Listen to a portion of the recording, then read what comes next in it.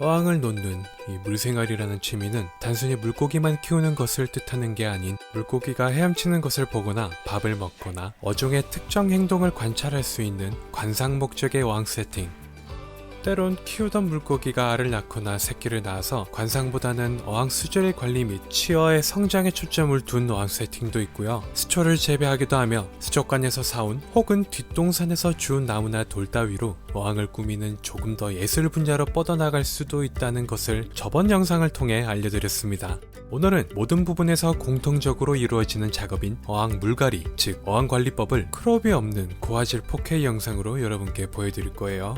캐논 M6 마크2와 함께하는 시리즈 중 첫 번째 영상에서 꾸몄던 돌과 수초를 이용한 어항 꾸미기 기억하시죠?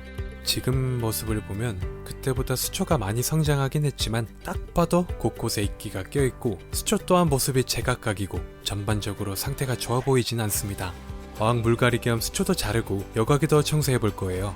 물을 간다는 것은 수조 내 영양분이 과할 때 하기도 하고 생물의 수가 많아 사료 급여량이 많고 배설물도 많아서 빠르게 수질이 오염되는 경우 등에 하는 안정적이고 깨끗한 수질과 영양 밸런스를 위해 하는 것입니다. 이 어항은 생물이 많지 않죠. 하지만 자세히 보면 어린 열대어가 있는데요. 이 작은 친구들을 위해 넣은 생먹이와 일시적으로 pH를 높인 탓에 발생한 영양 불균형이라 보면 될 것 같습니다. 그런 이유로 청소를 해보도록 할게요.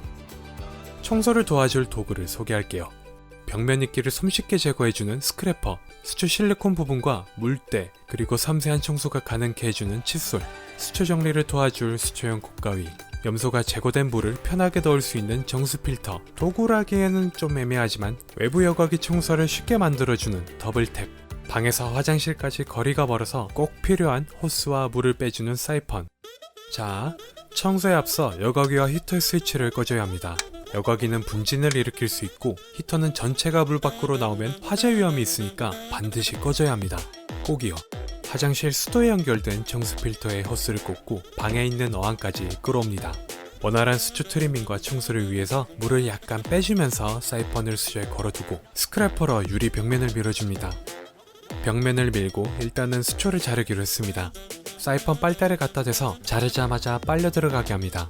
하지만 대롱이 그리 넓지 않기 때문에 조금씩 흘러나오기도 해요. 보면 직선으로 된 가위가 아닌 굽어진 형태의 곶가위를 사용하고 있는데요. 이건 주로 바닥에 깔린 정경 수초를 트리밍하기에 좋습니다. 같은 높이로 맞추기 용이하고 자르고 있는 수초인 이 헤어글라스는 층을 내듯이 45도 정도로 잘라주는 것이 좋다고 합니다. 곶가위로 편히 할 수 있게 되는 것이죠. 수초를 정리했다면 돌에 낀 이끼를 칫솔로 제거해봅시다.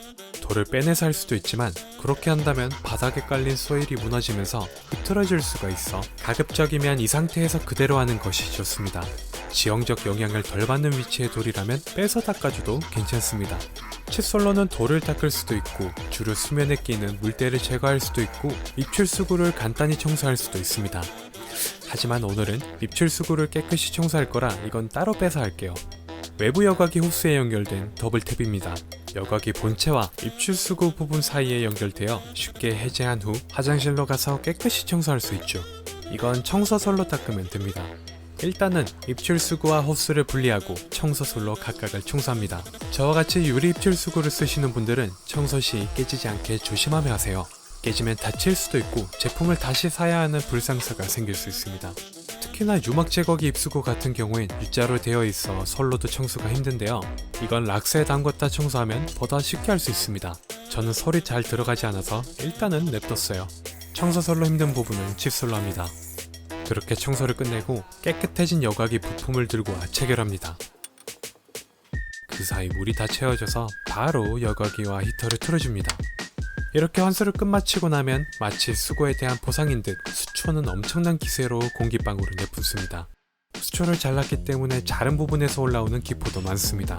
여기서 끝났다고 생각하면 오산입니다. 평소에 어항 바깥면에 튀는 물은 자국이 되기도 하고 우리가 남기는 지문과 다른 이물질들을 닦아줘야 비로소 청소가 끝났다 할 수 있습니다.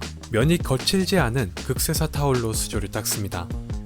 먼지가 잘 쌓이는 윗면도 잊지 않고 닦아줍니다.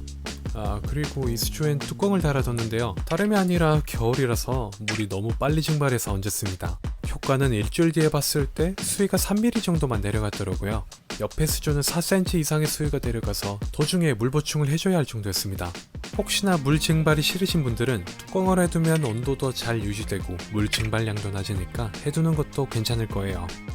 물론 조명의 밝기가 감소한다는 단점이 있습니다. 그렇게 청소를 마쳤습니다. 주기적으로 해줘야 해서 귀찮고 힘들기도 하지만 내 어항이 보다 깨끗해지고 맑아지며 생물들이 더 활발하게 움직이는 것을 보면 환수를 하지 않을 수가 없더라고요. 예전엔 일이라고 생각했던 작업을 이제는 어항과 아이들을 보며 즐겁게 하고 있습니다. 여러분도 청소를 귀찮은 노동이라 생각하지 마시고 보다 더 나은 방향으로 가는 방법이라 생각하며 즐기면서 하는 것은 어떨까 조심스레 말씀드려봅니다. 시청해주셔서 감사드리며 영상 여기서 마치겠습니다. 지금까지 환수의 노예 3년차 김산책이었습니다.